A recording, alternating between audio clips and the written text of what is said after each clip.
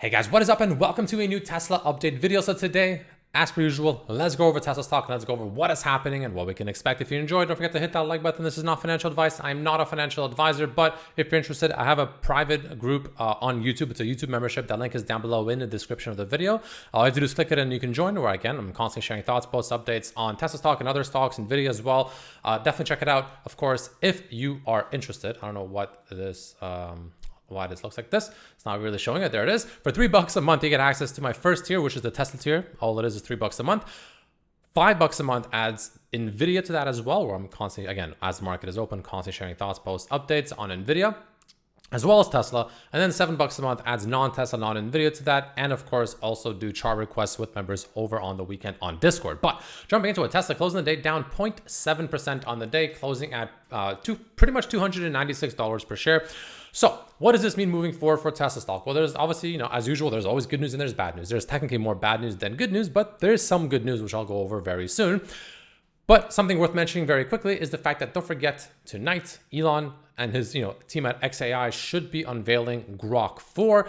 And there's a rumor talking about how Grok 4 or just Grok something should have some level of integration coming in with Tesla vehicles. There's a rumor that Elon should be announcing that tonight. Now, how that'll affect the stock for better or for worse, that's anyone's guess, but worth mentioning nonetheless. So Tesla, what is happening with the stock, right? So let's go over the good news and the bad news, right? Let's go over the good news first, right? But before we go into the bad news, there's a bit more bad news than good news, but nonetheless, there's something worth mentioning here that is still some potentially good news, right? And that good news is, well, the fact that number one, we're still holding 290, right? Don't forget this area right around here, massive area of resistance over here, massive area of resistance over here. And now we're just simply coming back down and retesting that. This is the bullish perspective, right? This is, if I were to put on my bull hat, this is the bullish retest so far, at least it seems like. Now, the fact that we lost this channel is obviously the more bearish side, which I'll go into soon, but that's the bullish perspective. You can be like, wow, okay, well, I mean, it's just coming back and retesting old resistance, now support. Nothing wrong with that. And you're technically correct about that. You are technically correct. So that's the good news. The other good news is the fact that despite all this, pretty bad news that came out on Tesla over the last, week and a half or so, it's still above 290 and it's still holding 290, right? So that's good news. And also, if you go to the weekly, you can absolutely make this argument, the fact that Tesla is kind of in this little pennant, if you will. Let me remove this, actually, whatever. It's in this kind of a pennant on the weekly time frame where you can see, we have the top version of the pennant here. We have roughly the bottom of it around here. And we are just so far potentially getting, consolidating within that. Now, the bad news is the fact that this could mean the fact that, we can consolidate in here for potentially quite some time. But this can take potentially the rest of July, even potentially almost all of August, right? We can be contained within this sort of region down here. But on the bright side, if you're in the bullish camp and you believe that this will happen, well, you're technically in the bottom end of the spectrum now. So technically speaking, we could get a bounce from here up to like 330s, if essentially from here. That is like the bullish scenario. Again, this is the more bullish perspective, right? This is me kind of putting on my bull hat. But technically speaking, this is a bullish pattern if this actually plays out, because it is kind of like a bullish pennant, right? Which in theory should then eventually move to the upside. But again, this is me putting on my bullish hat. But it's a very realistic possibility, right? You can't fully exclude this. So I'd be watching for that. Now, going back to the daily chart, what would further make me more confident? Because the daily has questions, right? A lot of big questions. In fact, the daily is arguably looking a little bit, other than the retest, there are concerning signs in terms of momentum, which I'll go over in the more bearish side of the video very soon.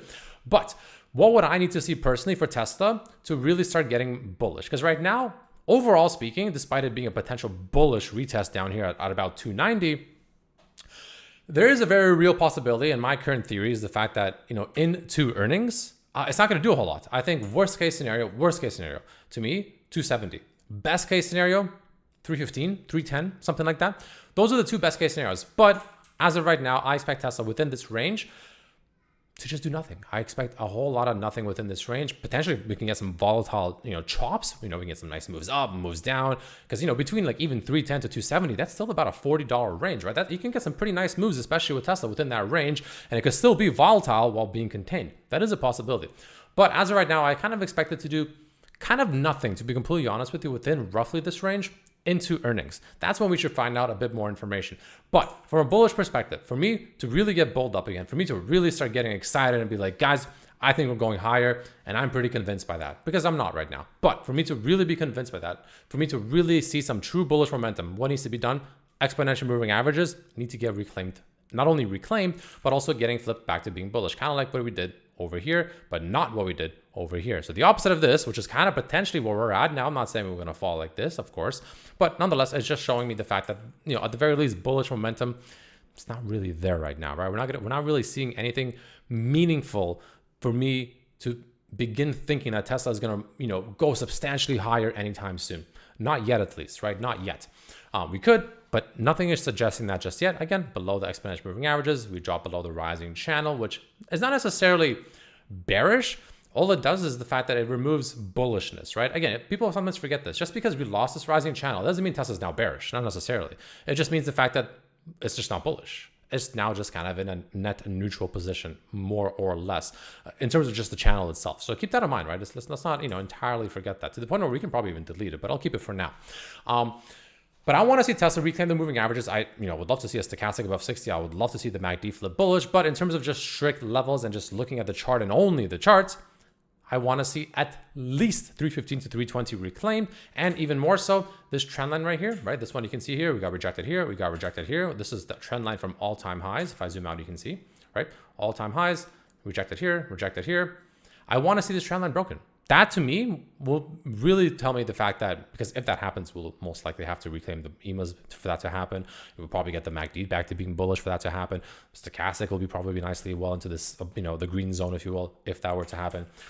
And we break the trend line. That's when I get bulled up. That's when I'm going to be starting to think, guys, I think we're heading higher. Unfortunately, not only are we a bit of a ways away, but if my theory holds true and we do a whole lot of, kind of nothing, if you will, around this general vicinity for potentially a couple of weeks or so here, there is a real possibility that this can take time, right? It can easily take until the end of this month, maybe even until August, potentially, right?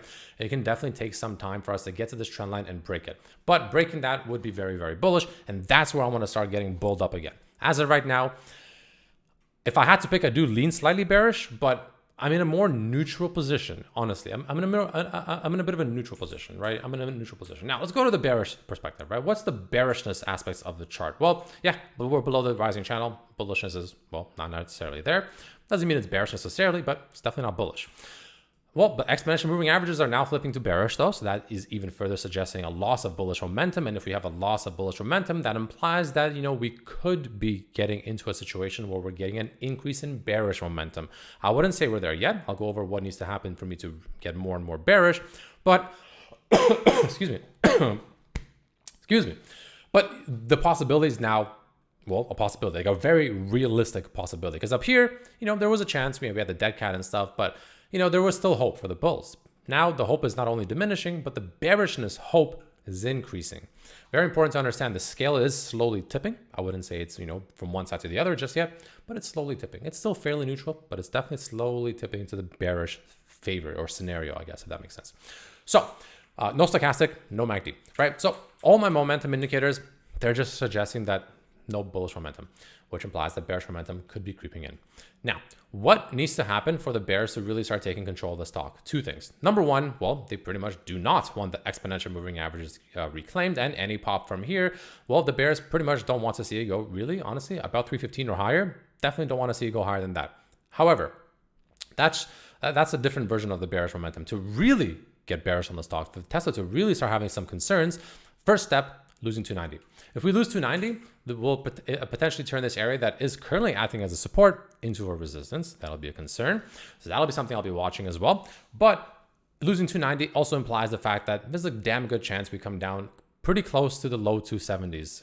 Again, there's no exact number, 273, 270, maybe 275, but the low-ish end of the spectrum there in the 270s very much becomes a very realistic target. But that's like short-term bearishness. If Tesla loses 270, which was this pivot point here, which was this pivot point here, and we lose it here and we go down below, that's when we start getting down to my lower end of the target, which is again 240-ish, which I'll go over why that is my target soon. There's two reasons. But unfortunately, and this is where it gets even more bearish because, again, lose 290, we go to the next level, about low 270s. Lose 270, we go to the next level. To me, that's about 240, which again, I'll explain why soon. Lose 240, we come down to the lower end of the spectrum here, closer to about the 210s, like 218, 215, 216, somewhere around there. Lose that, and we come down all the way, and we flush all the way down, all the way here to the 170s, to the 180s-ish region. That's like my bear case. Like that's if things really just don't go well, the market maybe I don't know, craps itself, whatever. Maybe Tesla does something. Maybe Elon gets ousted. I don't know. I don't have an answer as to what is going to cause that to happen. But that's kind of my bear scenario, my bear case, right? So let's see how that plays out. Now, I kept talking about 240. Why is 240 important? Well, we take the Fibonacci's. The same way I took the Fibonacci's here, I'm sure people that were watching my channel remember me constantly yapping about, guys, this could be a dead cat bounce, guys. This right here, I know it seems like it's crazy, but guys, it could be a dead cat bounce. And I use this example on NVDA many times. I'm like, same thing, exact same thing happened. It's crazy how much how things just repeat themselves. I said the exact same thing on it, and I kept using this example on Tesla, but well before it happened, well in advance, like at least a week in advance, if not more. And I kept saying, guys, it could be in a dead cat. It looks almost exactly like the NVIDIA situation. Large move. Everyone was all bullish up here just for it to crater and make new lows. Everyone was bullish, guys. No one trusted this being a dead cat. Everyone laughed at me. People called me a clown, saying NVIDIA will go to all-time highs from here. It didn't. Same thing happened here. Now, not as many people were clowning me, but people, they didn't believe it. They did not believe that this would be a dead cat bounce and get a substantial rejection. We went from 350 down to 290. $60, guys. That's a lot, right? And now we're here.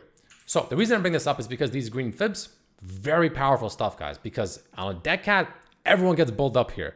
But that's exactly the trap that's laid out for you in the market, right? Almost to perfection. You can't even make this up. It's absolutely beautiful.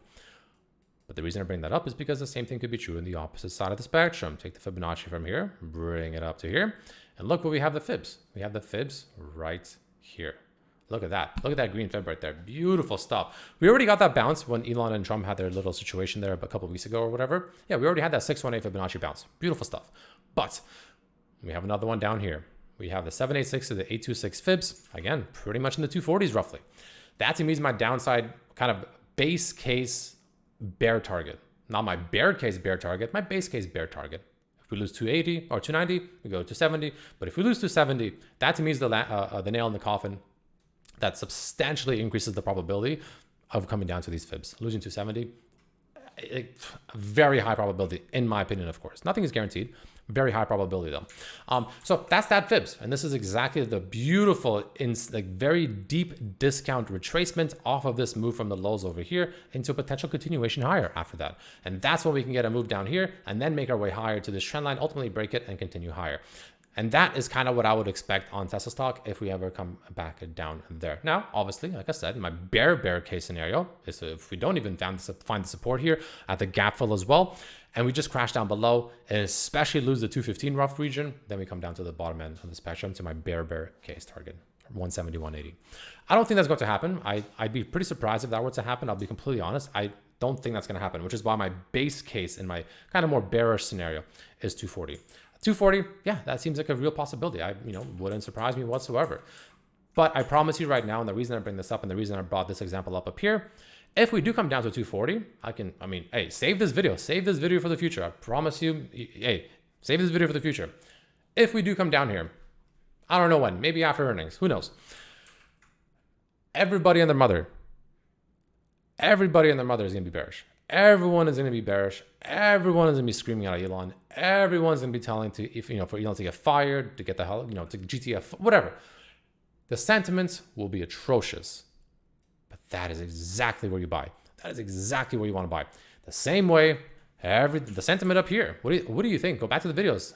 Sentiment up here, very bullish. Everyone's like, guys, oh my God, robotaxis. The market's pricing in robotaxis now. We're rocketing. Oh my God, we went from 320s to 350s.